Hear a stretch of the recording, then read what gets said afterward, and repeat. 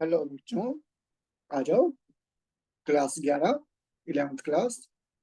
Subject आपका accountancy, chapter 1, point number 1.1.3 organisation.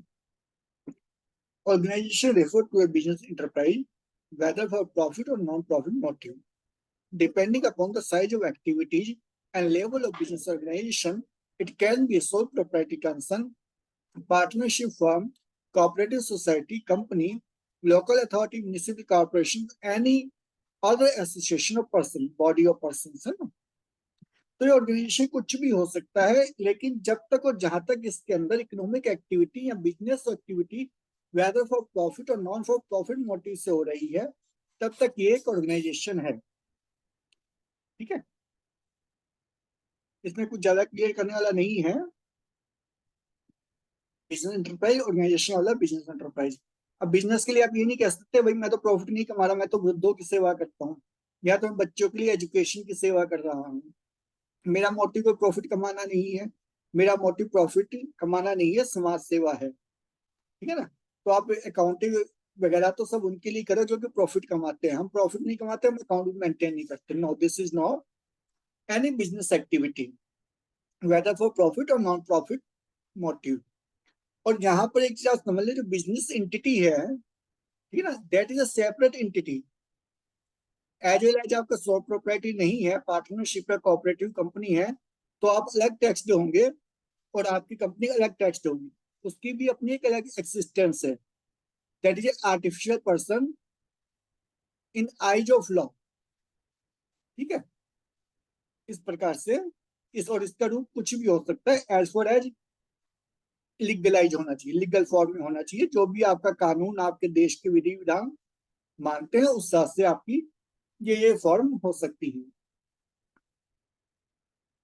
Interested users of information. अब जो total accounting आपको बता दी, आइडेंटिफिकेशन, समराइजेशन, रिकॉर्डिंग, ये सब चीजें, कम्युनिकेशन, ये सब किन के लिए हो रहा है। वैसे हम एक चीज को पहले बहुत अच्छे से समझते आ रहे हैं, लेकिन अब इसकी अपनी एक यूनिट है, तो हम इसको समझ लेते हैं एक बार।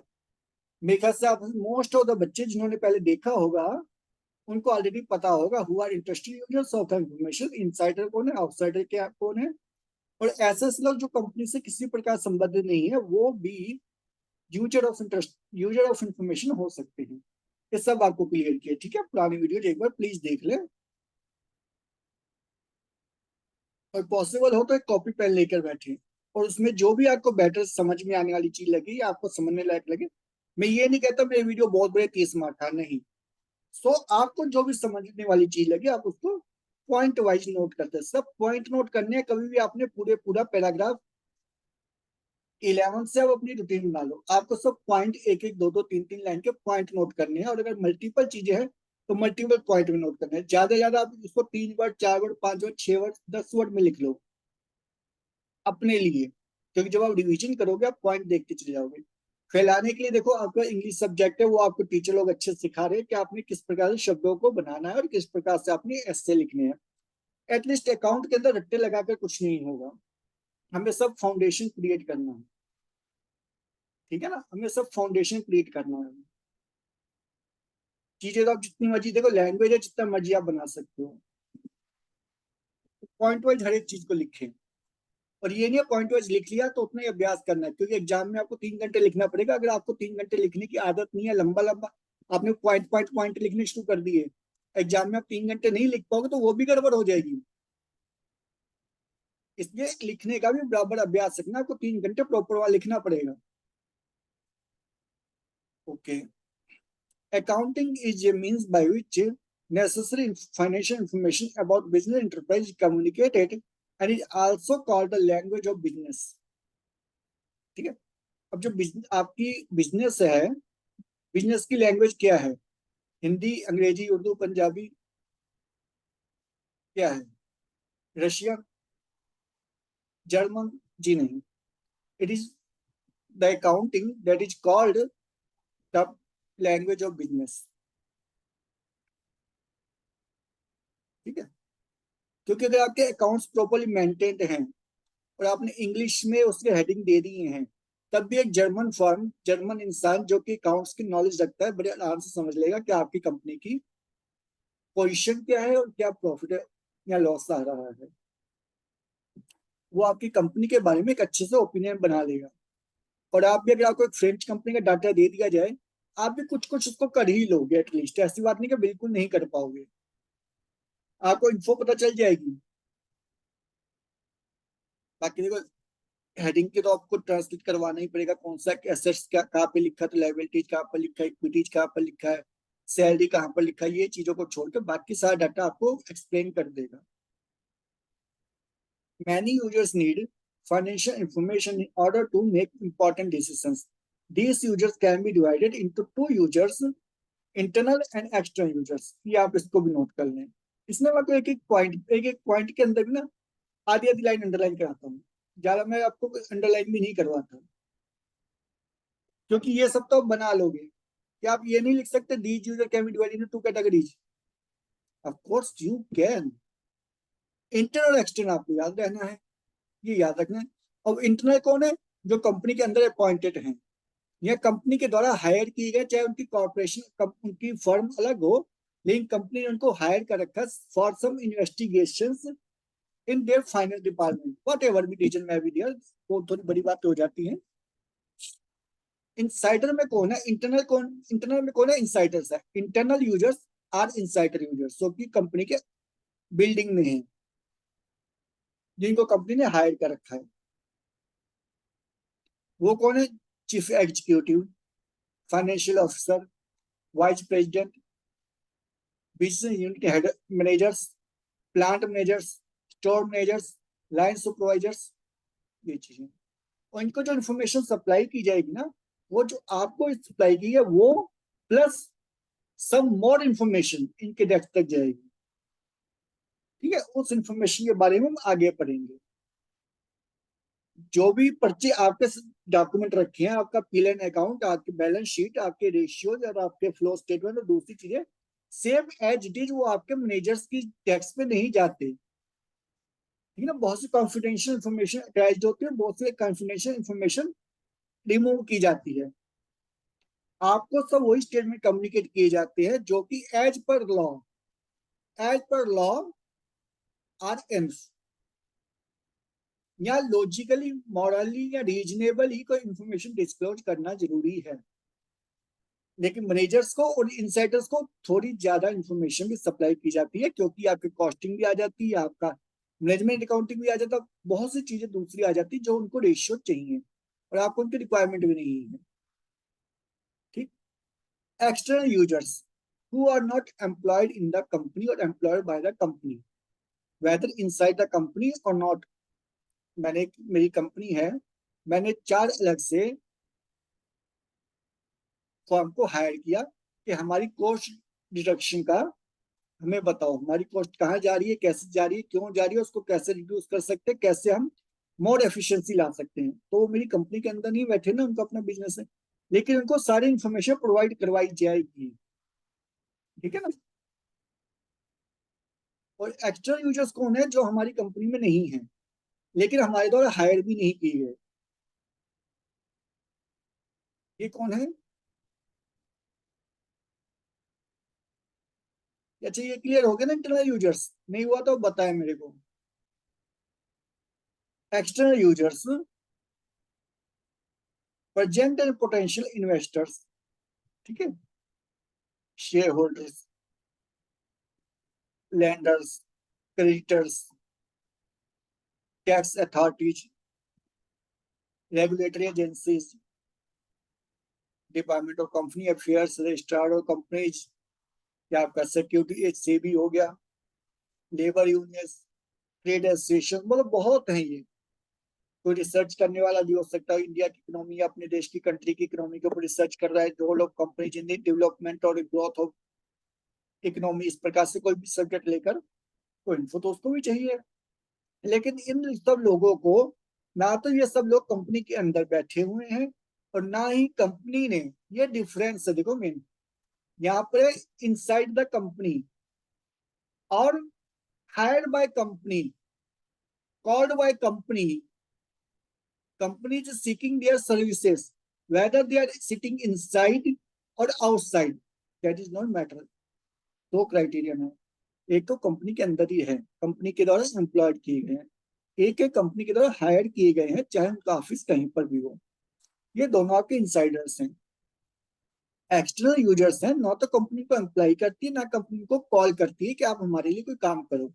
ये अपने इंटरेस्ट के कारण, अब जैसे आपके शेयर होल्डर्स हैं, मैं एक शेयर होल्डर हूँ, मान लीजिए मैं टीसीएस का एक शेयर होल्डर, मैंने 1000 शेयर ले रखे हैं, तो कंपनी ने मेरे को हायर नहीं किया, ना मैं कंपनी के ऑफिस में बैठा हुआ हूँ, ना कंपनी मेरे में इंटरेस्टेड है, ठीक है ना, लेकिन मेरे को कंपनी में इंटरेस्ट है।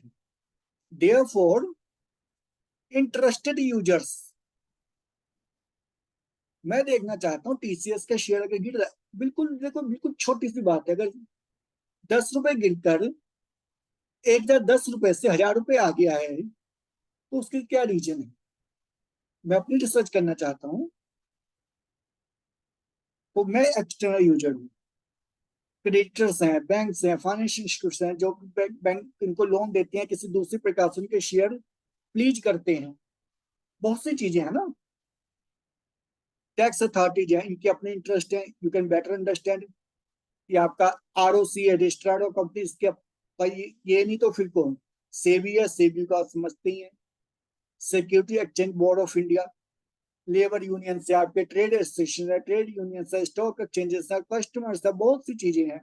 लेकिन बोर्डली जब आप इसको आइडेंटिफाई करना चाहें, तब दो बेसिक क्राइटेरिया याद रखें, क्या इस पोजीशन को या इस पर्सन को फर्स्ट कंपनी ने एम्प्लॉय किया, नहीं किया, ओके, हमारा 50% काम हो गया। सेकंड, क्या इस पर्सन को या इस एसोसिएशन ऑफ पर्सन को या ग्रुप को, what ever you call it, company ने हायर किया, is this person or body of persons is authorized by the company to look into their matters या नहीं।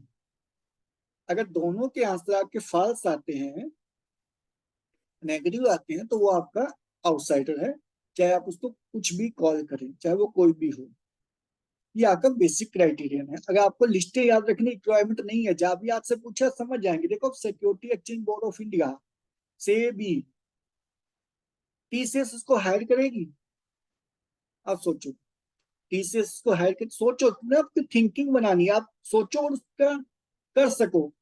जिंदगी में कहीं भी याद नहीं रखना, सब में पर्सनल आपकी लाइफ के मोमेंट्स को छोड़कर, जो भी आपके अच्छे बुरे मीठे खट्टे अनुभव हो उनको छोड़कर ये चीजें याद नहीं रखनी।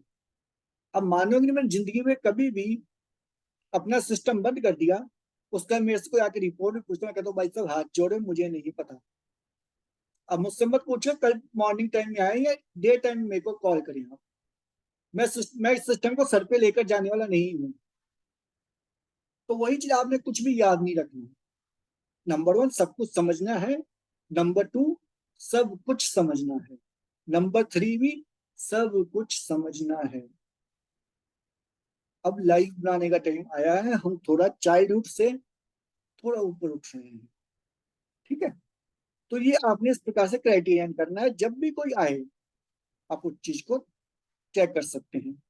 आपकी मान लीजिए इनकम टैक्स ऑफ इंडिया है, इसके बाद कंपनी की पूरी स्टेटमेंट जाती है, ये आउटसाइडर है, इनसाइडर है, इंटरनल यूजर है, एक्सटर्नल यूजर है, कंपनी ने इसको एम्प्लॉय नहीं कर रखा। ये इनकम टैक्स अथॉरिटी कंपनी के ऑफिस में जाकर टैक्स के ऊपर बैठकर लैपटॉप खोल के कोई काम, कंपनी का काम नहीं करते। कंफर्म है ना, इसमें तो कोई डाउट नहीं है।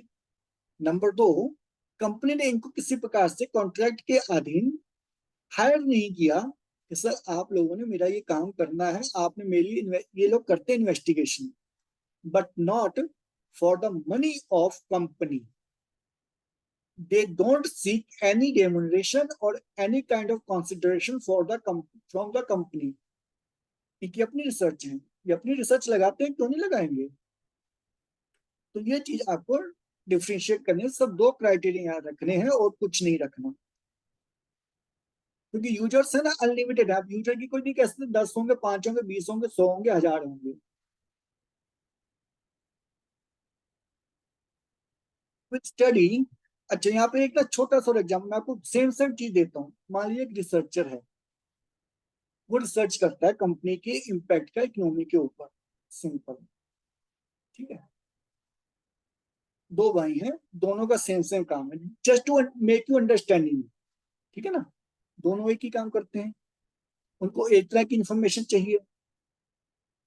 लेकिन एक को कंपनी अप्रोच करती है, कंपनी ने कुछ को अपनी ऑफिस में नहीं रखा हुआ, अप्रोच करती है कि भाई आप हमारे इम्पैक्ट जो सोशल अकाउंटिंग है या सोसाइटी के ऊपर जो हमारा इम्पैक्ट है, आप उसको कैलकुलेट करके हमको बताओ।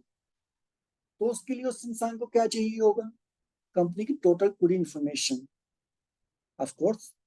और दूसरा बंदा है, उसी का भाई है, मान लीजिए दोनों आपस में कोई एक्सचेंज नहीं करते, प्लीज इस चीज का मान लीजिए ऑनेस्टी और प्रोफेशन दोनों हाई परसेंट 100% मेंटेन रखते हैं। ना तो पूछता है, ना वो बताता है। और दूसरा इंसान भी सेम चीज कर रहा है कि what are the social impact of this company, same company के।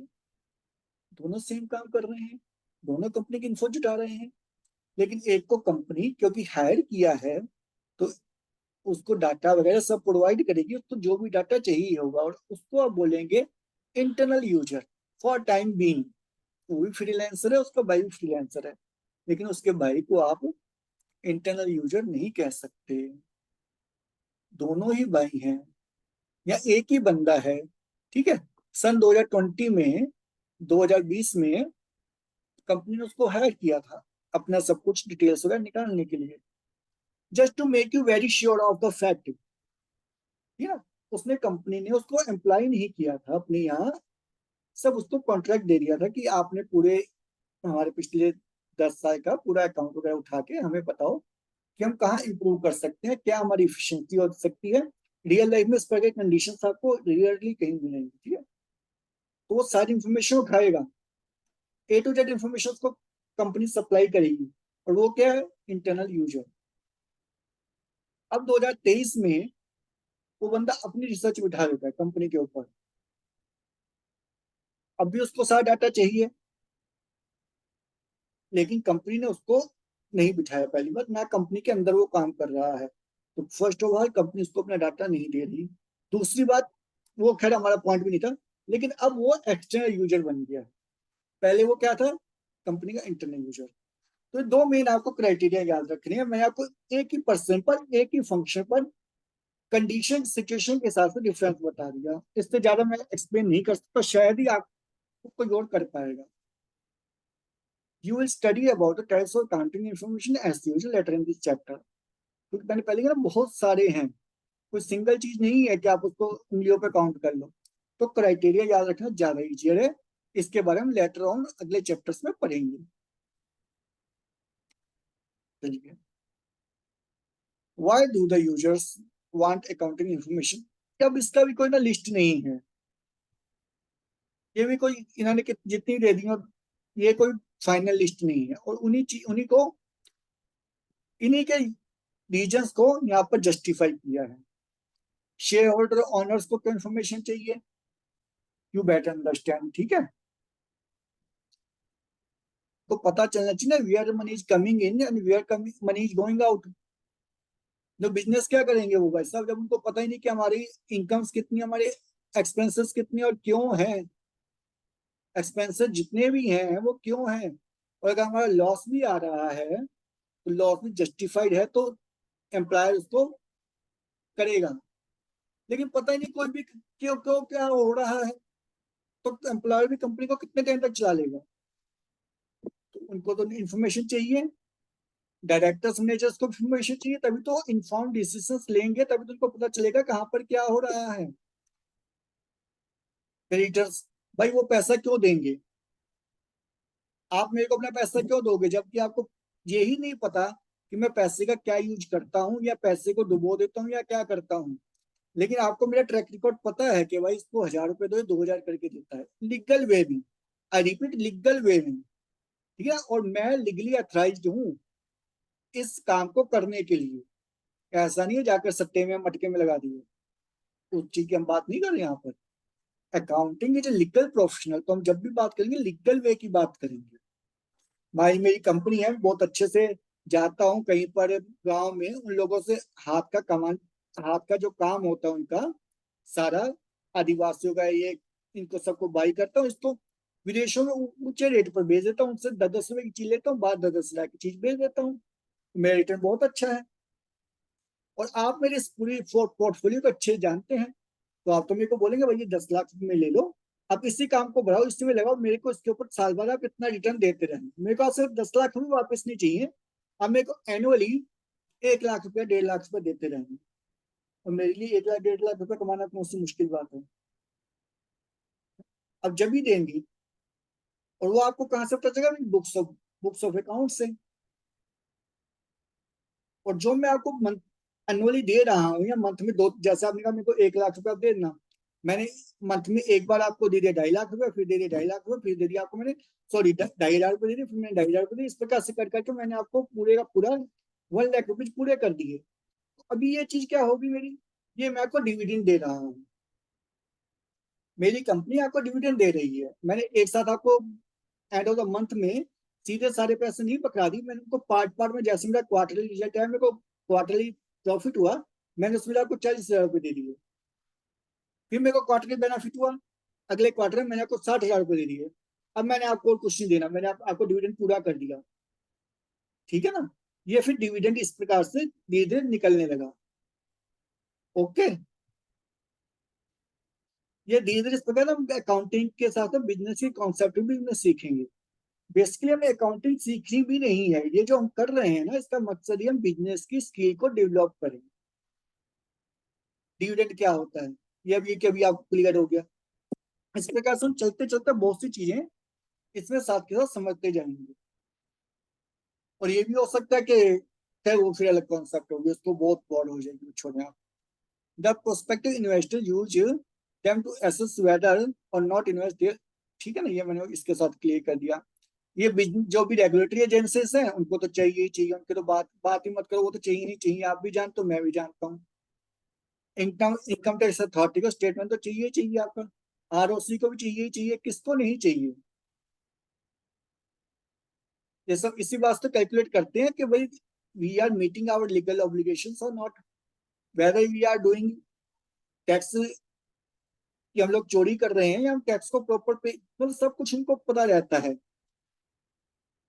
एक बंदे का टैक्सेशन इसी प्रकार से होता है, लीगल अथॉरिटी एक आपको ना आई वाच है, तो उनको तो चाहिए, उनको तो आप छोड़ दो, उनको तो चाहिए, वो तो हर जगह यस आ जाएंगे।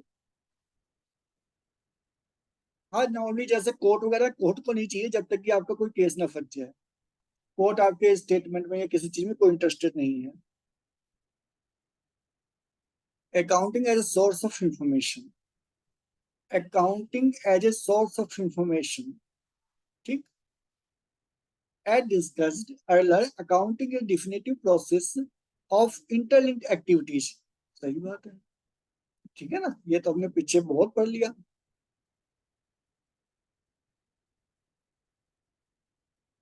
ये प्रोसेस आपकी डिफिनाइट है, क्यों, क्योंकि 31 मार्च को एंड हो जाती है। हालांकि फिर नेक्स्ट आपका फाइनेंशियल स्टार्ट हो जाता है 1 अप्रैल से, लेकिन ये प्रोसेस वहां रुक जाती है, और आपके बैलेंस शीट वगैरह आ जाती है एज ऑन दिस डेट, और पीएल अकाउंट आता है for this to this period, ठीक है ना, इसलिए डिफिनाइट है। That begins with the identification of transactions and with the preparation of financial statements. देखो बार बार इस चीज रिपीट कर गई है, क्यों, क्योंकि आपके दिमाग में डीप रूट बैठ जाए। ये स्टार्ट होती है आइडेंटिफिकेशन ऑफ ट्रांसैक्शन पर, मैं आपको मल्टी टाइम बता चुका हूँ, आप इसको पीछे देख लेना, और मैं सोचता हूँ आप भी ये सोचेंगे कि अब रिपीटेशन और इस चीज का हमें नहीं चाहिए। और वीडियो में तो आपको सुविधा है, आप जितना मर्जी बार बार उसको रिपीट करके देखते रहें। And ends with the preparation of financial statements, और फाइनेंशियल स्टेटमेंट बना दी, बात खत्म। अब वो सारे का सारा हिस्टोरिकल हो गया। अब हम नए वर्ष में प्रवेश करेंगे और वहां से एंट्रियां स्टार्ट करेंगे, पुराना बैलेंस ऑफ कोर्स आगे आएगा, ठीक है ना। Every step in the process of accounting generates information. Generation of information is not an end in itself, but it means to facilitate the dissemination of information among different users. Generation of information, इसका क्या? इसका क्या? कुछ नहीं। आपको information generate कर लिया आपने, उसका क्या? कुछ नहीं।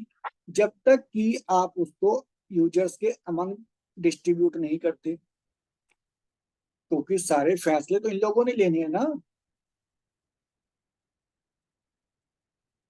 आप क्लास में आ गए, जब तक टीचर को नहीं बोलते तब तक आपकी अटेंडेंस कैसे जाएगी?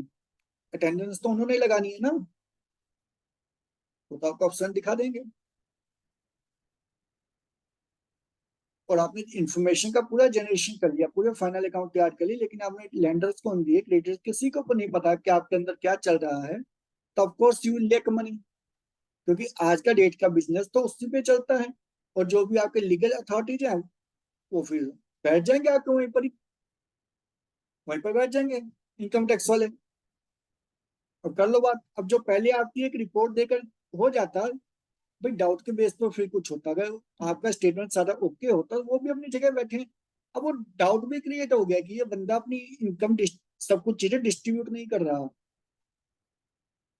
ठीक है ना, तो वो फिर चीजें मतलब कि उनका कोई यूज और मुसीबत क्रिएट हो जाएगी। वो इसलिए जनरेशन ऑफ इंफॉर्मेशन कुछ नहीं है, बट ये ये तो हमारा एक स्टेप हो गया। लेकिन इस स्टेप का क्या? खाना तो आपने बना लिया और बहुत बढ़िया बनाया है, ठीक है। लेकिन जब तक वो खाने वाले के आगे डिस्ट्रीब्यूट नहीं किया, तब तक उस खाने का क्या क्या यूज है?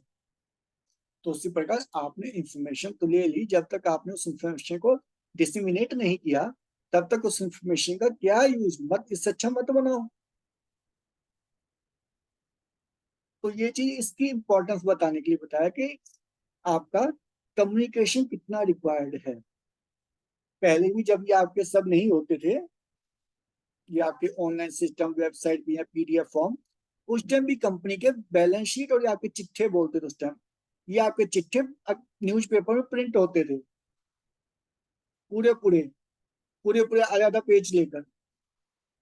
तो कम्युनिकेशन तो हमेशा, उससे भी पहले, जब उससे पहले आपके लाला वगैरह होते, तब भी वो अपनी इंफॉर्मेशन सबको बताते, सबको नहीं मतलब जो भी उस टाइम इंटरेस्टेड होते थे।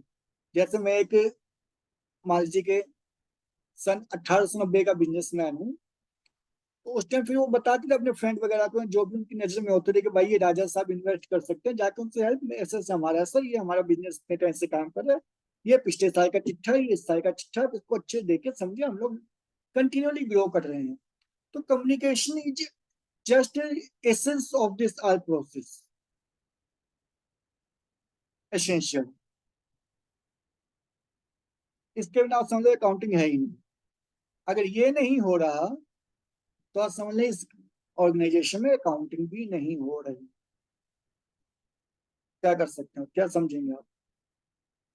मतलब ये इतना एसेंशियल है। Dissemination of information is an essential function of accounting. ये तो होना ही है। ठीक वैसे जैसे आप किसी रेस में भाग रहे हैं, तो आपको रुकना ही है। उस बारे में तो कोई बात करने की रिक्वायरमेंट है ही नहीं, कम्युनिकेशन तो होना ही है। Provide provide information for the economic decisions. ठीक है, आपके economic decision, business related decision, जो भी आर्थिक डिसीजन है उनके लिए। Serve the users who rely on business for their principal source information. दूसरा रीजन ये है कि मुझे आपकी कंपनी में पैसा डालना है, तो मुझे एक इंफॉर्मेशन आपके कंपनी के बारे में चाहिए होगी, तभी मैं उसको समझने के बाद पैसा डालूंगा, या उसके समझने के बाद भी हो सकता है मैं आपके मैनेजमेंट से एक बार बात करूं, फिर मैं पैसा डालूं। ठीक है, तो इस पर्पज के लिए चाहिए। Provide information provide information about predicting and evaluating the amount, time, and uncertainty of potential cash flows। तो कितना कैश फ्लो अंदर आ रहा है, कितना, ये आपके अलग से कैश फ्लो स्टेटमेंट बनते हैं, ये भी बनते हैं। तो तो इन सब चीजों के लिए भी आपकी स्टेटमेंट को मांगा जाता है कि कितना अमाउंट अभी इस टाइम हाथ में है, कितना क्या घूम रहा है, कितने टाइम में कितनी पैसा अवेलेबल करा सकते हैं ये लोग, क्या उसमें अनसर्टेनिटी है, कौन सी एसेट्स हैं जिसको लिक्विडेट या जो भी लिक्विडेटेड आपकी एसेट्स हैं या जो भी दूसरी कैश फ्लो है वो इनके क्या है, कहाँ से आ रहे हैं, कहाँ को जा रहे हैं, एक प्रॉपर ये तो ये पैसा आ रहा है, पैसा आ रहा है। अब मैं यहाँ पर कोई इलीगल एक्टिविटी करके पैसा कमा रहा हूँ, इनफ्लो तो पैसे का हो रहा है, लेकिन तब भी आप थोड़ी लगाएंगे। तो आउटफ्लो और इनफ्लो सब कुछ देखना पड़ता है, कहाँ से आ रहा है, कितना आ रहा है, कैसे आ रहा है, क्यों आ रहा है, किन लोगों से आ रहा है, सब कुछ। मान लो इंडिया के बाहर कोई ऑर्गेनाइजेशन है जिसको इंडिया ने इलीगल कर रखा है, जस्ट टू अंडरस्टैंड मेरे बिजनेस में वहां से पैसा आ रहा है, तो क्या आप ये चीज देखना, और आप जब आप देख लेंगे आप मेरे बिजनेस में पैसा डालेंगे? Of course not. तो बहुत सी चीजें हैं। Providing information for judging management, ये देखो सर ये आपका ना बहुत ही ईजी है। अब मैनेजमेंट को भी आप डाटा नहीं दोगे तो किसको दोगे? तो मैनेजमेंट के तो एसेंशियल हो गया, ठीक है ना। मैनेजमेंट तो उसके लिए फैसला ही नहीं कर सकता, उनको पता ही नहीं, क्योंकि कॉस्ट ऑफ प्रोडक्शन क्या आ रही है, उनकी मैन्युफैक्चरिंग कॉस्ट क्या आ रही है, ट्रेडिंग कॉस्ट क्या आ रही है, ऑफिशियल कॉस्ट क्या आ रही है, ठीक है ना। उनको ये भी देखना है कि मेरी सैलरी जो है, सैलरी की जो ओवरहेड है और वेजेस का ओवरहेड है, उन दोनों में भी क्या कर सकते हैं कि उनके लिए सैलरी और वेजेस डिफरेंट चीजें हैं। आपके लिए ठीक है एक्सपेंस हो गया, हम मान सकते हैं, लेकिन हो सकता है वो अपने वेजेस के अंदर उसको मिनिमाइज करना चाहें, सैलरी में नहीं करना चाहिए। सैलरी को लेकर स्टाफ ज्यादा, जैसे आजकल आप देखते हैं 4 लोगों को, 5 लोगों को या मल्टीपल एक साथ बहुत से लोगों को कंपनी ने फायर कर दिया, to minimize their expenses, to bring the efficiency in the business. तो मैनेजमेंट को तो इन्फो चाहिए चाहिए अपने किसी डिसीजन के लिए। बिना इन्फो के मैनेजमेंट तो कुछ डिसाइड, वो तो बिल्कुल ही, जैसे मैं यहाँ पर बैठकर टीसीएस के बारे में कोई डिसीजन नहीं ले सकता इनसाइड के हिसाब से, वैसे आउटसाइड के हिसाब से मैं इतना नहीं ले सकता, तो अपने थोड़े बहुत मोटे फैसले कर सकता हूँ, छोटे मोटे फैसले। लेकिन जो टीसीएस के अंदर चीफ फाइनेंशियल एग्जीक्यूटिव हैं, सीईओ हैं, वो कैसे फैसला कर लेंगे क्या करना है क्या नहीं करना?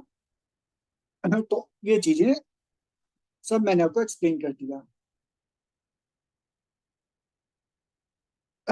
Provide factual and interpretive information by disclosing underlying assumptions। ये आपको नोट्स लगाकर बताना पड़ता है कि आपने जो कैश वगैरह भी डाली वो एक्यूरल बेसिस पे है, रेसिट बेसिस पे है, और भी बहुत सी चीजें होती हैं।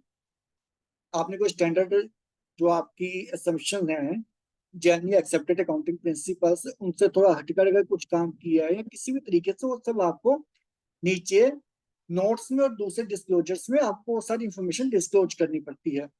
और जितनी भी इंफॉर्मेशन सारी आपकी फैक्चुअल होनी चाहिए। अपने जैसा हिस्ट्री का पेपर लिख देते हो तब ये हुआ वो हुआ, ऐसा कुछ नहीं चाहिए। उनको वन लाइन चाहिए, वेजेस, वेजेस क्या है कि वेजेस, बात खत्म, ठीक है ना। इतनी ये और इतनी से इतनी ड्राइंग, इतना आपका इनकम भी है, तो इनकम भी आपकी अलग अलग है। जैसे इनकम तो एक आपकी मेन ऑपरेशन से हो गई, एक आपकी इंटरेस्ट, आपने आपकी कंपनी के इन्वेस्टमेंट कर रखा, वो इंटरेस्ट आ रहा है, वो कंपनी की आपकी इनकम नहीं हुई। या किसी दिन आपने कंपनी की 4 गाड़ियां सेल कर दी स्क्रैप में, तो वो आपकी कंपनी की इनकम नहीं है, वो कंपनी की इनकम नहीं है।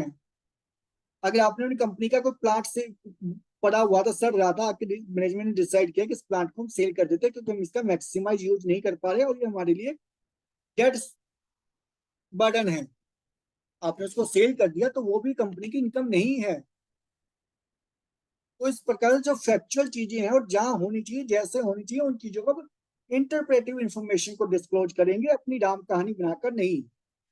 On the matter subject to interpretation, evaluation, prediction और estimation and provide information activity affecting society. ये थोड़ा अलग हो गया कि provide information on activities affecting the society. जैसे आप पेट्रोलियम कंपनी हो, तो पेट्रोल के साथ बहुत सी ऐसी चीजें भी निकलती हैं जो कि आपकी सोसाइटी को, और जैसे आपने गाँव टाइम में सुना होगा किसी कंपनी का वहां पे ये फर्टिलाइजर बनाने का कारखाना, तो वहां से जहरीला पानी आता है, जहरीला पानी निकल के फिर आगे दवाई दवाई लाता है। या फिर कोई कंपनी 4-5 स्कूल भी रन करती है अपने, 2-3 दवाखाने या 2-3 हॉस्टल भी, जिसमें गरीबों से कुछ नहीं लेते, वो सब चीजें आपको, जो कि बिजनेस से एक्चुअली बिजनेस नहीं है लेकिन वो बिजनेस में है, इस प्रकार की सोसाइटी को अफेक्ट कर रहे हैं, तो उस प्रकार की इंफॉर्मेशन भी आपको अपने उसमें रिपोर्ट में देनी पड़ती है। और रिपोर्ट में होती है, जब आप किसी कंपनी की रिपोर्ट डाउनलोड करके पढ़ेंगे, आपको इस टाइप की सारी चीजें मिलेंगी। मोर देन इफ मिलेगा आपको, आगे क्या पर्सपेक्टिव ये भी मिलेगा, पीछे का लॉस हुआ तो लॉस किस वजह से हुआ वो भी मिलेगा, और आगे आप कंपनी कितना कमा सकती, कितना, वो भी आपको रफ एस्टिमेट मिलेंगे। पुराने टाइम में कंपनी क्या कर आई, 2023 का ये डाटा है क्वार्टर का, 2022 के फाइनल में, 2022 के आपके सेकंड और फर्स्ट हिस्से के जितने क्वार्टर रहे उन सब क्वार्टर्स का भी आपको प्रीवियस ईयर्स का भी स्टेटमेंट उसमें मिलता है। तो ये रिपोर्ट बहुत वास्ट होती है। कहने को हम लोग सब बोलते हैं balance sheet and P and account, लेकिन वो 2 पेजेस का नहीं होता, 4 पेजेस का नहीं होता, सब कुछ उसमें डिस्क्लोज करना होता है। जैसे मैं आपको बार बार बताता हूँ, कंपनी एक्ट उसको करता है, आपका इनकम टैक्स उसको गवर्न करता है, और जो आपके इनकम टैक्स के rules and regulation time to time होते रहते हैं, जो आपके एनुअल बिल्स आते रहते हैं, उन वो भी सब चीजों को गवर्न करते हैं। तो काफी मोटी बुक बन जाती है, ऑलमोस्ट आपकी मिनिमम 100 पेजेस मान के चलो। The role of accountant in generating accounting information is to observe, screen and recognize events and transactions to measure and process them. अब अकाउंटेंट का रोल क्या है? अकाउंटेंट का रोल है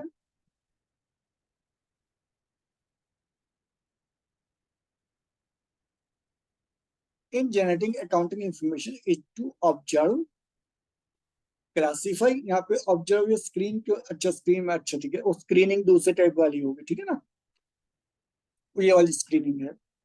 उन सब चीजों को स्क्रीन करना, और जो चीजें नहीं आनी चाहिए, मैंने आपको प्रीवियस में बताया था कि मान लीजिए एक स्टेशनरी की बुक है, वो सॉरी स्टेशनरी की शॉप है, तो उसका एक अकाउंटेंट बैठा हुआ है, ठीक, बुक्स आती है वो सारी बुक्स एंटर करेगा। मान लीजिए 100 बुक्स आई तो 100 बुक्स की एंट्री मारेगा। लेकिन एक नॉवल, ए बुक आपकी शॉप के ऑनर ने अपने बेटे के लिए, अपने पढ़ने के लिए मंगवाया, तो ये वहां स्क्रीन करेगा अकाउंटेंट कि 100 बुक्स की तो एंट्री होनी है, लेकिन इससे एक बुक की एंट्री नहीं करनी, क्योंकि वो ठीक है, वो भी इकोनॉमिक इवेंट है, लेकिन but not for the business. इस प्रकार को रिकॉग्नाइज, स्क्रीनिंग करना और रिकॉग्नाइज करना कि ये इवेंट कब हुई और इसका क्या इफेक्ट आएगा, क्या नहीं आएगा। Recognize events and transactions and to measure and process them, उनको मेजर करना, क्या मॉनिटरी वैल्यू है, क्या सब चीजें, उनको प्रोसेस करना, मीन्स अपनी बुक्स और प्राइमरी एंट्री में डाल देना। ये सीधा लेजर में नहीं डाल देंगे, आपका पहले जाएगा वो उसमें प्राइमरी बुक्स में, जर्नल में जाएगा, जर्नल के थ्रू फिर वो लेजर, एक सिस्टमेटिक वे, तभी आपका सिस्टमेटिक वे शब्द इसमें प्रूव होगा। अदरवाइज सिस्टमेटिक वे का क्या मतलब है, जहां से मर्जी उठाया, जहां पर मर्जी डाल दिया, कॉपी के 4 पन्ने फोल्ड किया, सॉरी लिख दिया, ये यहाँ नहीं होता, ठीक। And thereby compile, compile का मतलब क्या है कि आपका ट्रायल बैलेंस बनाना, ट्रायल बैलेंस के बाद आपकी जो फिर वही फाइनली आना पीएलएन अकाउंट और आपकी बैलेंस शीट ही आना, उन्हीं दोनों ने है। ये पूरा हार्डवर्क सब बैलेंस शीट को और ट्रायल, सॉरी, बैलेंस शीट को पीएलएन अकाउंट को बनाने के लिए हो रहा है, पूरा ये हार्डवर्क। नहीं तो आपके वाउचर्स का, आपके लेजर का, आपके जर्नल्स का, आपकी प्राइमरी बुक्स का कोई मतलब नहीं है। क्यों मेंटेन करोगे आप, क्यों मेंटेन करोगे? And compile reports comprising accounting information that are communicated, compile, फिर उनको भी कंपाइल करना। देखो पूरे उनके पिलर्स हैं, ये अलग अलग पिलर्स हैं, फिर वही चीज आ रही है यहाँ पर, अकाउंटिंग टू यूजर्स। ये अच्छे से इसलिए बार बार एक ही चीज हो रही है कि आपके दिमाग में घुस जाए। पहला आइडेंटिफाइंग, रिकॉर्डिंग, समराइजिंग, उसके बाद उन सबको मेजर वगैरह करके उसमें डाल देना, उसके बाद उसकी रिपोर्ट कंपाइल करना, यानी कि आपके फाइनल अकाउंट कास्ट करना। उसके बाद फाइनल अकाउंट्स को, फाइनल यूजर्स को, जो भी अकाउंट्स के होते हैं इंटरनल और एक्सटर्नल, डिस्ट्रीब्यूट कर देना। उसका फिर न्यू फाइनेंशियल में न्यू बुक चलाना। These are then interpreted, decoded and used by management and other groups। भाई अब ये जब इंफॉर्मेशन रिलीज हो गई, तो मैं, जैसे मैंने अभी आपको एग्जाम्पल दिया, टीसीएस में शेयर्स हैं, तो मैं भी इसको डाउनलोड करूंगा अपनी डेस्क पर, तो मैं भी इसको इंटरप्रेट करूंगा, अपनी निर्णय लेने की कोशिश करूंगा, क्या मुझे इन कंपनी में बने रहना चाहिए, इसके शेयर मेरे को सेल कर देने चाहिए, क्या मेरे को उस कंपनी में आगे प्रोस्पेक्टिव मिल रहा है। मैं नोट्स वगैरह भी पढ़ूंगा, कंपनी की बैलेंस, यहाँ भी कंपनी की बैलेंस शीट तो बेहतर है। जस्ट फॉर एग्जाम्पल, मैं ये नहीं कह ये मेरे डिसीजन होंगे, लेकिन लॉस हो रहा है, लॉस क्यों हो रहा है, नीचे नोट्स वगैरह सब क्लियर क्लैरिफाई किए होंगे, भाई वो तो यूएस में रिसेशन मची हुई है, यूएस में प्रॉब्लम है, तो उसकी वजह से काम, यूएस का जितना भी हमारी कंपनी है बाहर डिपेंडेंट है, तो वहां से काम थोड़ा रिड्यूस हो गया, काम थोड़ा कम हो गया, रिड्यूस हो गया, तो इसका इफेक्ट हमारे पीएल प्रॉफिट पे आया है। कंपनी की एसेट्स और कंपनी की दूसरी चीजें रेशियो वगैरह मजबूत है, तो मैं क्यों निकलूंगा, यानी तब भी मैं निकलना चाहूँ, मेरी हेडेक है, लेकिन ये स्टेटमेंट मुझे हेल्प तो करेंगे ना, तभी तो मैं समझ पाऊंगा। और जो इनसाइड इंटरनल्स हैं आपके, इंटरनल्स हैं, वो तो है इंटरनल्स, उनको तो भाई ये टीचर को तुमने क्लास के स्टूडेंट्स की पूरी पूरी इंफॉर्मेशन चाहिए, किसने छुट्टी करी तो क्यों करी, कौन ज्यादा छुट्टी करता है, कौन कम करता है, कौन पीरियड अटेंड करता है, कौन नहीं करता, तभी तो क्लास को एक अच्छे ढंग से मैनेज कर सकता है एक टीचर भी। बिल्कुल छोटी से आप चीज देखो, कौन सा मेरा बच्चा पढ़ने में तेज है, कौन सा मेरा बच्चे के ऊपर मेरे को हार्ड वर्क करना पड़ेगा, थोड़ा उसको समझाना पड़ेगा, किस बच्चे की गलती मेरे को हंस के माफ कर देनी है, कोई नहीं बेटा आप कर लेना, और किस बच्चे की गलती मेरे को उसके एक्सक्यूज पे ट्रस्ट ही नहीं करना, मेरे को उसे दो लगा ही देने हैं हर हाल में। ये सब टीचर के दिमाग में ऑटो फिट होता है,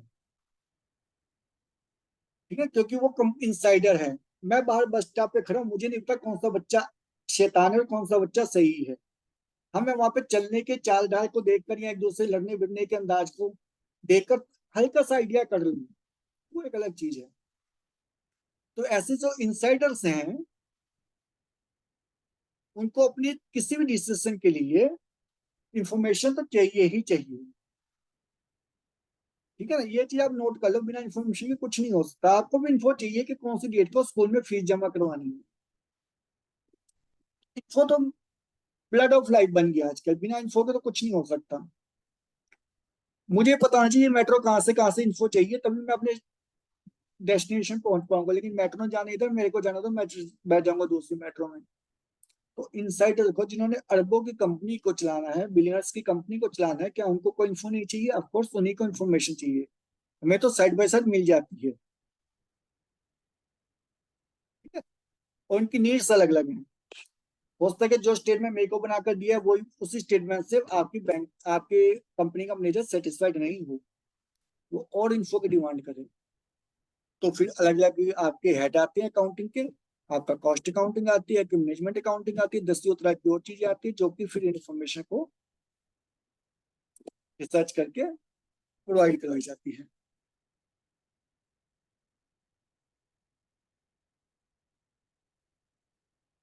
ठीक है ना। अब यही अलग अलग तरह की चीजें, यही चीज ये बता रहा है यहाँ पर आगे, है ना। The divergent need of internal and external users of accounting information are resulting in development of sub disciplines within the accounting discipline। अच्छा, ये अकाउंटिंग ना, फिर ये होगी अकाउंटेंसी। अकाउंटेंसी के अंदर आपकी अकाउंटिंग भी आ जाती है, आपकी फिर मैनेजमेंट भी आ जाती है, आपकी मैनेजमेंट अकाउंटिंग भी आ जाती है। Accounting the actual practice of applying accountancy science into real field. आपकी फिर बुक कीपिंग भी उसी के अंदर, फिर बुक कीपिंग अलग होगी, आपकी अकाउंटिंग अलग होगी, आपकी कॉस्ट अकाउंटिंग अलग होगी, आपकी मैनेजरियल अकाउंटिंग अलग होगी। हालांकि ये सब चीजें आपस में म्यूचुअल फंक्शन करती हैं,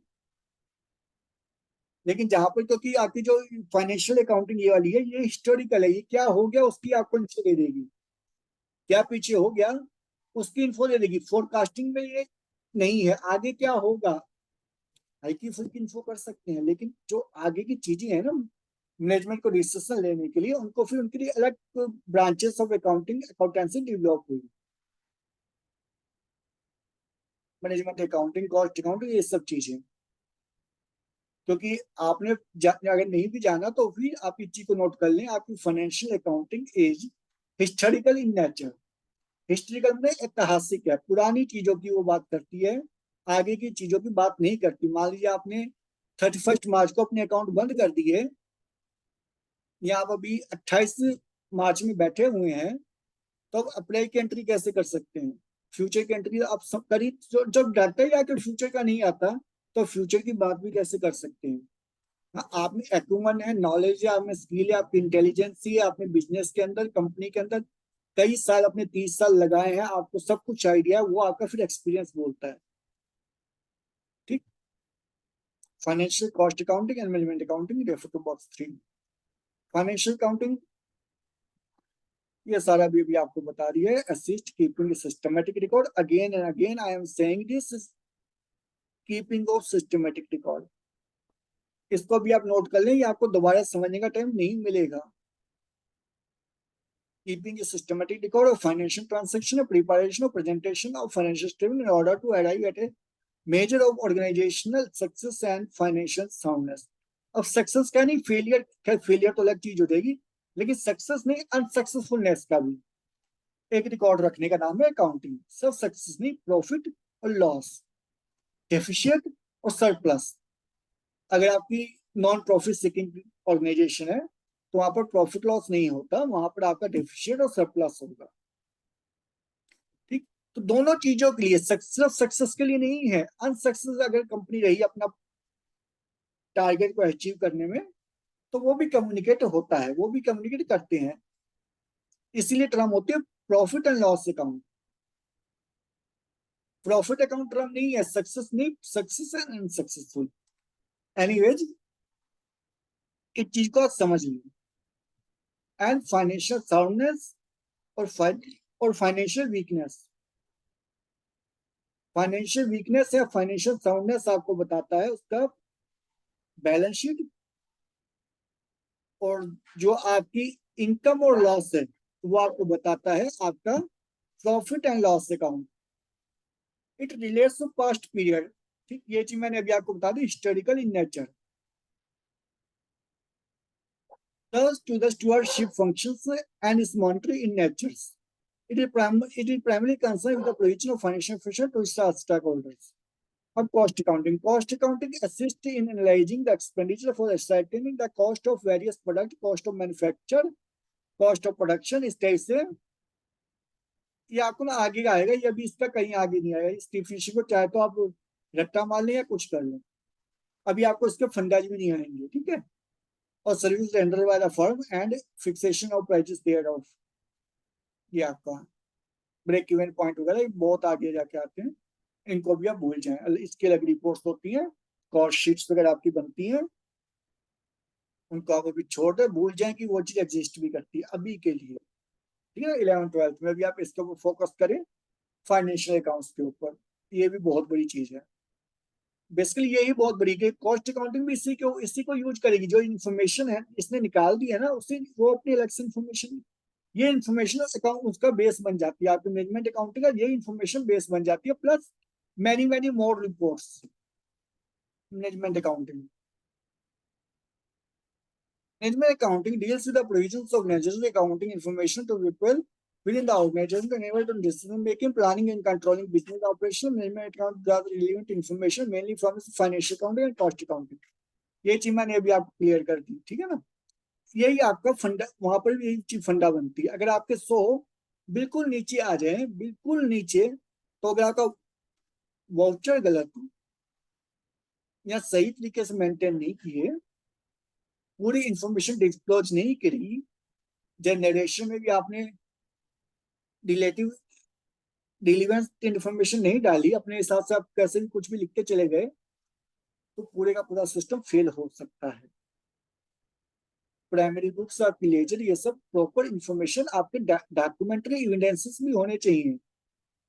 आप ये नहीं लिख सकते 400 रुपए चाय, 500 रुपए चाय बिस्किट, 300 रुपए एम्प्लॉय वेलफेयर।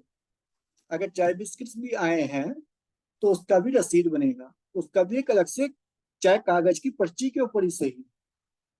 इवन अगर हाथ धोने के लिए आपके बिजनेस में साबुन भी आता है, तो उसकी भी एंट्री होती है। ठीक है ना, समझा चीज को कैसे होती है, वो चीजें हम आगे देख लेंगे।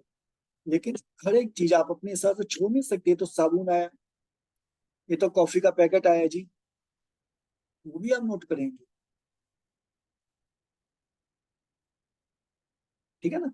तो फाइनेंशियल अकाउंटिंग में जो आपने ऐसे कर दिया वो कॉस्ट बनती है management, which help the management in budgeting, assessing profitability, taking price decisions, capital expenditures and so on।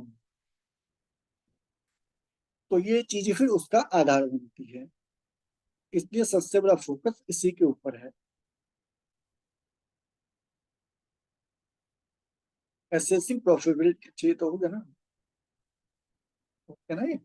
Besides it generates other information, quantitative and qualitative. बिना क्वालिटी के आपकी क्वांटिटी का क्या यूज है, ठीक है ना। जैसे मैंने अभी आपको बता दिया कि आप नमक आया ऑफिस में किसी भी रीजन से बिजनेस के यूज के लिए, ठीक है, मतलब जैसे आप अपने स्टाफ के लिए कुकिंग करवाते हैं, ठीक है ना, या आपकी कॉफी का चाय का पैकेट आया, शुगर आई है आपके ऑफिस में स्टाफ के लिए चाय वगैरह बनाने के लिए, तो उसको भी नोट करते हैं और प्रॉपरली उसको मेंटेन करते हैं।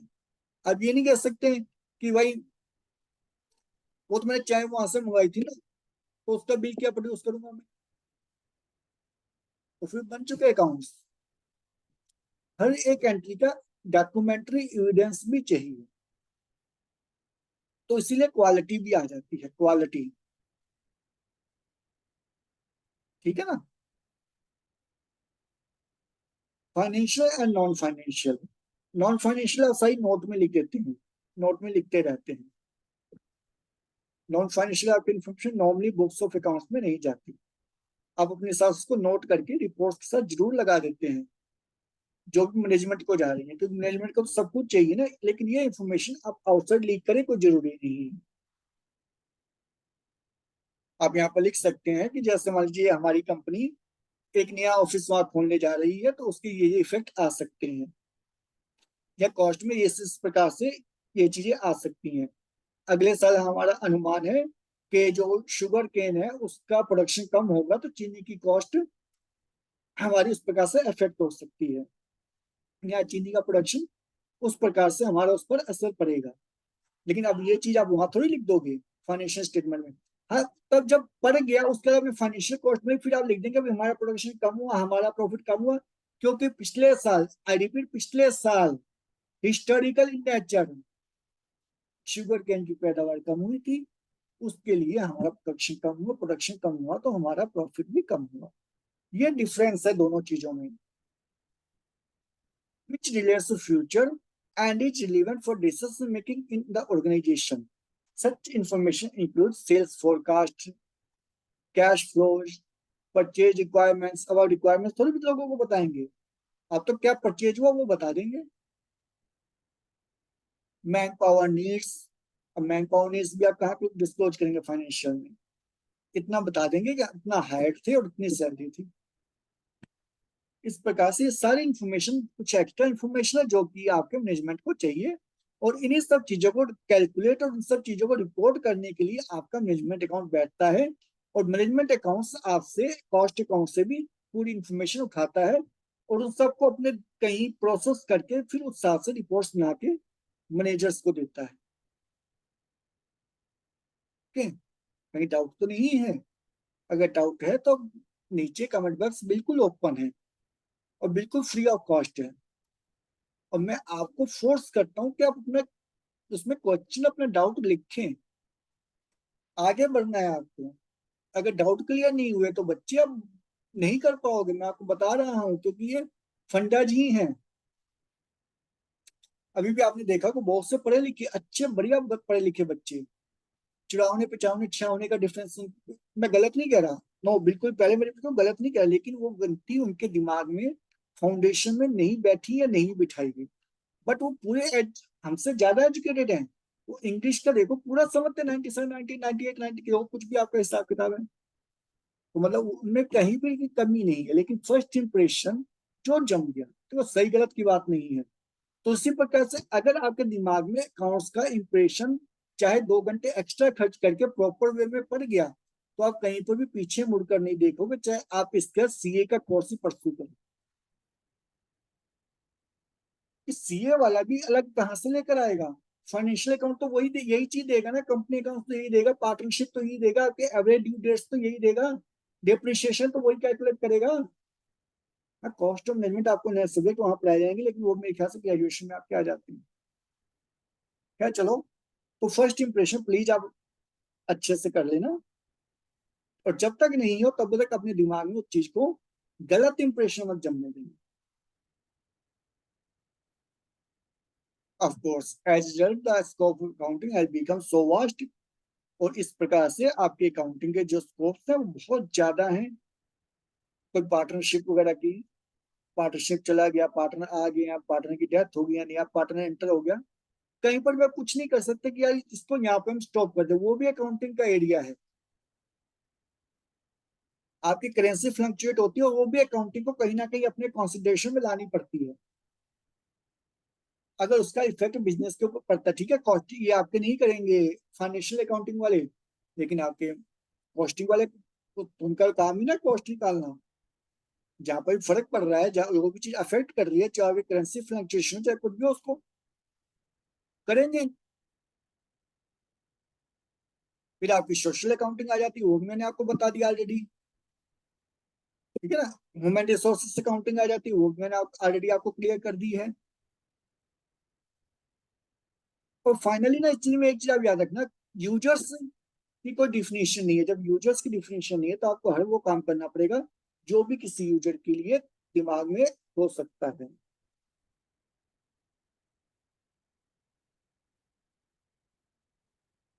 Qualitative characteristics of business information, नहीं, अभी 1 घंटा हो गया, अब इसको नहीं कर सकते अभी, ठीक है, क्योंकि आप भी परेशान हो जाओगे, और मेरा भी ना उस साथ से फिर नहीं हो पाएगा। ठीक है, अभी तो आधा ही चैप्टर हुआ है। चलिए कोई नहीं, अभी कौन सा हमारा सेमेस्टर पूरा हो गया है, अभी तो हमारी क्लास स्टार्ट ही हुई है। तो हम 1.21 से नेक्स्ट में क्लास में स्टडी करेंगे। हमसे जुड़े रहें, वीडियो देखते रहें, और देखकर समझते रहें। अगर समझना नहीं है तो फिर वीडियो देखने का कोई यूज नहीं लगता मेरे को। प्रोग्रेस आपकी चाहिए, exam will be written by you, ठीक है। तो आप पढ़ते रहें, जुड़े रहें, सीखते रहें, और सीख कर लाइफ में आगे बढ़ते रहें। मैं वीडियो को बंद करता हूँ। Thank you very much.